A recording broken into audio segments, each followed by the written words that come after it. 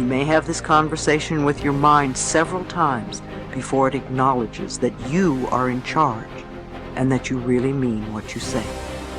Imagine that your thoughts are like drops of water. One thought or one drop of water does not mean very much.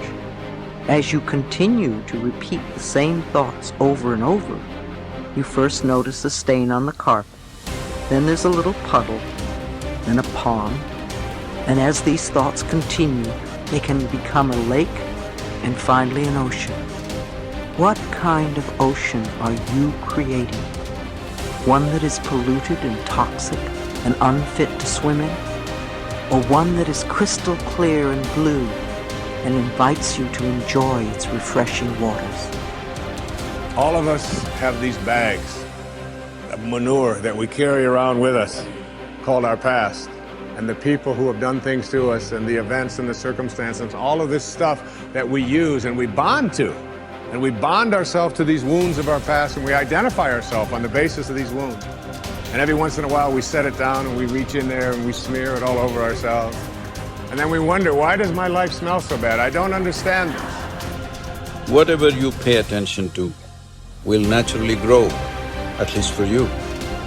Every human being that you meet, there's a good side to them, there is a nasty side to them. If you pay attention to the nasty side, your mind will be preoccupied with the nastiness. Somebody else's nastiness will become yours. And because of that, you will receive more and more of that from all around. If you pay attention to the best, even though in some people it may be a minuscule, if you pay attention to the best, it will grow. At least in your mind, in your experience it will grow. There is a good chance it will grow in them also. You're never going to get enough. You already are everything. You're everything that you need. Think of it for just a moment. Everything that you need to have total bliss, perfection of your life, you already are. You already have it. You came into this world with nothing. That's how you're going out.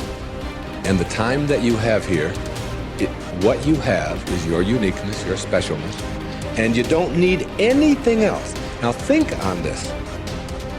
If you don't know how to appreciate what you have and where you are in your life, you don't need anything else. Because if you do get something else, you won't know how to appreciate that either. You'll just want more. Or you'll want it to be different. Or you'll want it to be the way it used to be. Or you'll want someone else to be the way you think they should be. If we are willing to turn our lives over to this greater power within us, the power that loves and sustains us, we can create more loving and prosperous lives. I believe that our minds are always connected to the one infinite mind, and therefore all knowledge and wisdom is available to us at any time.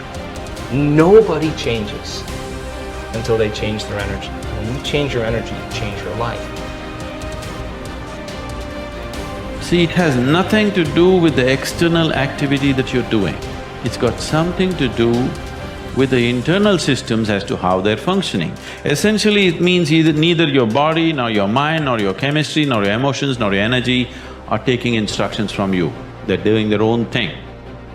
Once your machine is not in your control, being peaceful is impossible. I'll tell you, you get into your car and now you go there and you want to turn this way. You do this to the steering, it goes this way. Can you peacefully drive this car? Can you? No. Anxiety is natural, isn't it? This is what has happened to your vehicle. It's out of control. You've never done anything to find out where the steering wheel is, first of all. This is not that simple as a car, this is a super computer. Now the problem is most people have not even bothered to find the keyboard. They think if they do this, somehow it'll work. When you're given such a highly sophisticated machine, if you do not conduct it properly, it will cause many problems to you. By accident it's working. I want you to know this is made this way. If you hold your hands like this, it'll breathe one way. If you just turn it around, the very way you breathe, the breathing pattern itself changes in your lungs. You can try it if you want when you have the time. This way, this way. I'm saying everything that you do, fundamental changes are happening in this machine because it's such a sophisticated machine. It's more than a touch screen. If you just wish it, it will happen. When you have such a sensitive and sophisticated machine and you are operating like a blacksmith, then being peaceful seems to be difficult. Peace is not the highest goal in your life, it is the most fundamental requirement. Don't ever set peace as the highest goal. If you do that, you will only rest in peace. You must see, to be peaceful is the first thing in your life, isn't it? If you want to do anything sensibly in your life, if you want to conduct any situation in your life sensibly, to be peaceful and happy is fundamental. All improvement in your life begins with an improvement in your mental pictures. We know that because of the law of correspondence, that your outer world tends to be a mirror of your inner world. This means that what you see on your outside, what you see in your relationships, your health, your work, your customers, and so on, tends to be a result of the pictures you have inside. We also know that your self-image controls your performance. Because the way you see yourself and think about yourself inside determines how you act on a day-to-day basis. If you see yourself and think about yourself as an extraordinary person, if you see yourself as a success, if you see yourself as happy, positive, confident, in control, if you see yourself as a loving parent or spouse, you will act that way toward others. So therefore, all improvement in your life begins with an improvement in your mental pictures, with you consciously and deliberately selecting the pictures that you're going to allow your mind to dwell upon.